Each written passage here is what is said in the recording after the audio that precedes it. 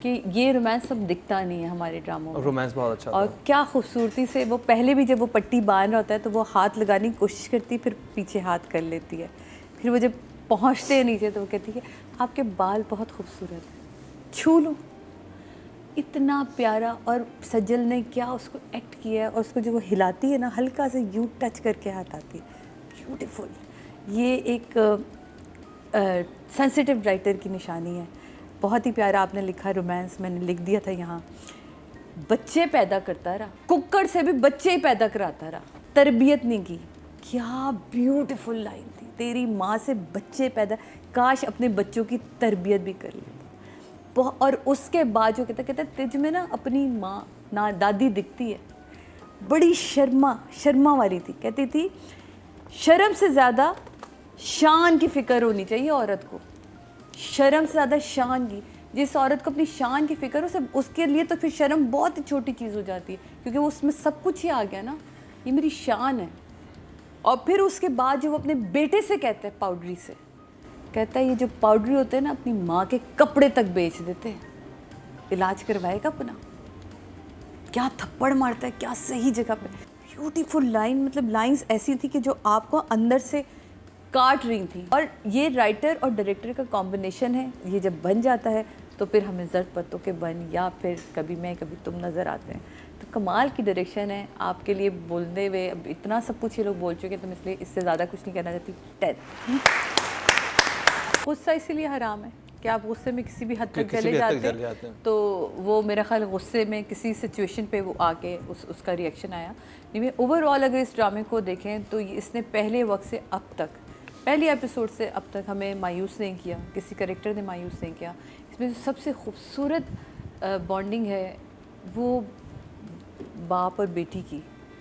Even तो बाप की और माँ दोनों का ही कैरेक्टर अगर आप देखें, वो कितना प्यारा। कहते क्यों आज तुझे अंडे नहीं मिले, कहता सारे ही गंदे थे। वो बड़ी अच्छी लाइन थी, वो बहुत अच्छी लाइन थी। क्या लाइन, क्योंकि उससे पहले वो अपने नशे वाले बेटे को देख कर आ रहा है, और वो क्या प्यारा, वो कोई अच्छी चंगी खबर सुनाई, तू तो जब सुनाता बुरी खबर तो कहता चल चल तू मेरे साथ चल, तू खुद देख ले। उस वक्त क्या बाप पे गुजरी, और क्या उन्होंने आग में, कहते उन बड़ा मुश्किल वक्त होता है बाप अपनी जवान औलाद को इस तरह देखे। और ऐसी बड़ी आगे चल के मैं राइटर की बड़ी खूबसूरत लाइनें इसमें जो बाप ने ज़फ़र डिलीवर की हैं, और एक एक लाइन ना तोलने वाली है, चाहे वो हमारे मलिक साहब की हो, चाहे हमारे डॉक्टर की हो, चाहे बाप ने कही हो, चाहे सजल ने कही हो। बहुत कमाल स्क्रिप्ट। और ये ड्रामा हमेशा एक अच्छे मैसेज के साथ बड़ी बात को बहुत खूबसूरती से ऑडियंस को पहुंचाई जाती है। वो बात बुरी नहीं लगती, वो बात आपको चुभती नहीं, और उस बात में कहीं वल्गैरिटी नहीं होती। बड़ी बड़ी बातें इस ड्रामे के थ्रू हम तक आई हैं। ये मेरा ख्याल ब्यूटी है इस पूरे ड्रामे की। सो मेरे लिए ये रोमांस से स्टार्ट करूँगी, जो भी इन्होंने जिक्र किया। मैंने पॉइंटर्स लिखती हूँ अपने उसमें कि ये रोमांस सब दिखता नहीं है हमारे ड्रामों में। रोमांस बहुत अच्छा और था। क्या खूबसूरती से वो पहले भी जब वो पट्टी बांध रहा होता है तो वो हाथ लगाने की कोशिश करती है, फिर पीछे हाथ कर लेती है। फिर वो जब पहुंचते हैं नीचे तो वो कहती है आपके बाल बहुत खूबसूरत हैं, छू लो। इतना प्यारा। और सज्जल ने क्या उसको एक्ट किया है, और उसको जो वो हिलाती है ना, हल्का से यूँ टच करके हाथ आती है, ब्यूटीफुल। ये एक सेंसिटिव राइटर की निशानी है। बहुत ही प्यारा आपने लिखा रोमांस, मैंने लिख दिया था यहाँ। उसके बाद जो मलिक नादिर आके यहाँ हाथ रखता है ना, कहता है चेक कर। और मज़े की बात है कि ये लिखा हुआ, और यहाँ एक आर्टिस्ट का कमाल है कि वो जैसे ही आता है ना, यूँ करके अपने टोपी का कान सीधे करता है, और स्टेथोस्कोप लगा के उनका ब्लड प्रेशर चेक करके, जैसे ही ब्लड प्रेशर चेक करता है वो बताता है 170 और 160। कहता है हाँ जी, क्या करना फिर डॉक्टर साहब। बात तो यही थी ना, क्या करना है, जो पीछे शोर हो रहा है। हाँ। तो आगे से जवाब कितना खूबसूरत आता है।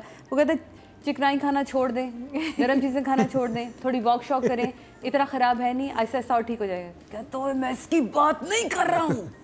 मतलब इतना वो स्ट्रेट उसने रखा अपने उसको कि वो टेंशन ही उसकी नहीं ले रहा कि बाहर हो क्या रहा है, और बड़े मज़े से। ये इतनी खूबसूरत राइटिंग थी कि मुझे मज़ा आ गया। एक चीज़ भूल गया मैं, आप लोग भी ज़हन में, अब नहीं, हमारे तो जहन में पूरी स्क्रिप्ट। चले ठीक है, पहले आप पढ़ लें, अगर वो चीज़ नहीं है तो मैं कहूँगा वो बड़ा खूबसूरत मोमेंट था। अच्छा चले वो भी आप बताइएगा फिर उसके बाद ये बड़ी ही खूबसूरत राइटिंग, उसके बाद जब बाप उतरता है, वो मैंने पहले दोहरा दिया, दोबारा मैं कहती हूँ कि तू कोई बुरी खबर तो सुनाना, खबर मिल जाती है, घर पहुँचता है, माँ एक लाइन में वो अपनी पूरी फीलिंग बताता है, आज तुझे अंडे नहीं मिले, तो वो कहता है सारे गंदे निकले। बाप अंदर कहते इतना मुंह फुलाया हुआ है, इतना उदास है एक अंडे ना मिलने पर।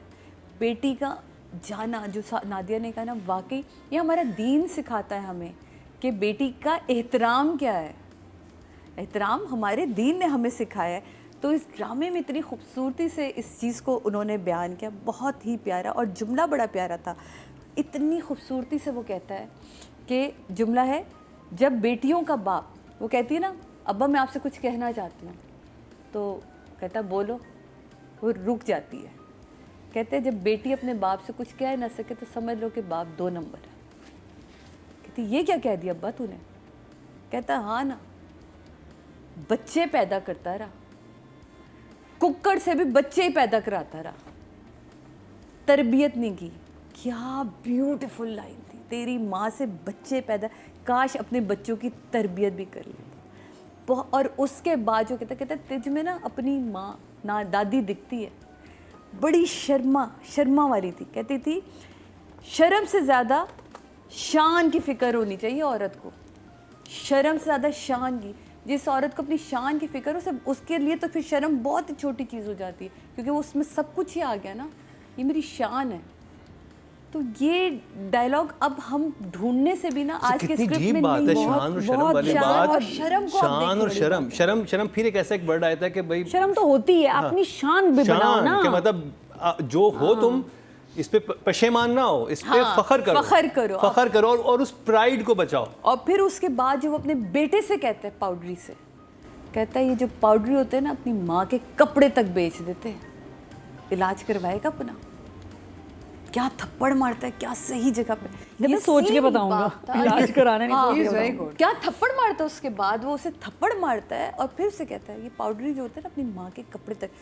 ब्यूटीफुल लाइन, मतलब लाइंस ऐसी थी कि जो आपको अंदर से काट रही थी। और आप ये वो वाइड ड्रामा है जिसका मैं एक सीन देखता हूँ, मैं दोबारा देखता हूँ, मुझे उसी वक्त भी देखना होता है कि यार ये बहुत मजे का इसमें डायलॉग 2 दफा तो आप देखना ही है ये ड्रामा देखने का और ये ड्रामा सुनने का, क्योंकि ये वाले डायलॉग्स अब समझ लिखने में नहीं कहीं मिल ही नहीं रहे ना, सुनने को नहीं आ रहे।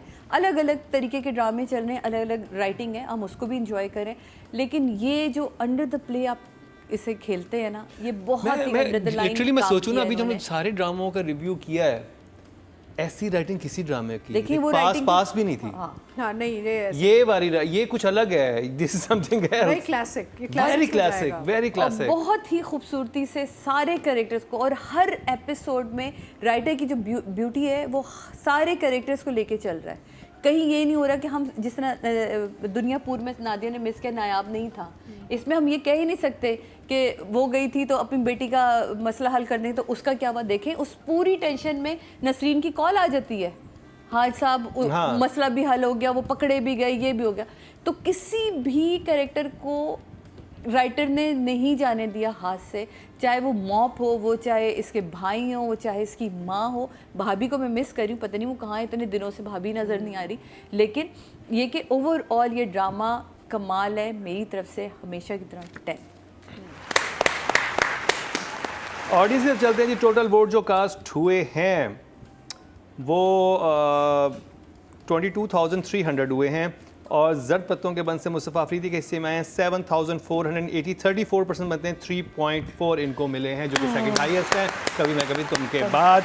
इसका मतलब है ऑडियंस इस ड्रामे को पसंद कर रही है, सराह रही है, देख रही है। सादिया, सफ़ी भाई कमाल के डायरेक्टर हैं और हर बार वो अपने होने का एहसास दिलाते हैं ड्रामे में कि मैं हूँ, और मैं जैसे भी छोटी सी मिसाल उन्होंने दी, मैं दोबारा रिपीट नहीं करना चाहूँगी। वो वाकई सीन वहाँ ख़त्म हो सकता था, लेकिन वो उसको निकालते हैं। इसी तरह वो कितने मज़े से देखे, कोई भी पता ना, पहले नहीं पता चलता क्या। एक डायलॉग वो बोलता है ना कि मेरी बातें मैं ही जानूँ और रब की शान से मैं ये सारे पत्ते खोलूँगा ना सब।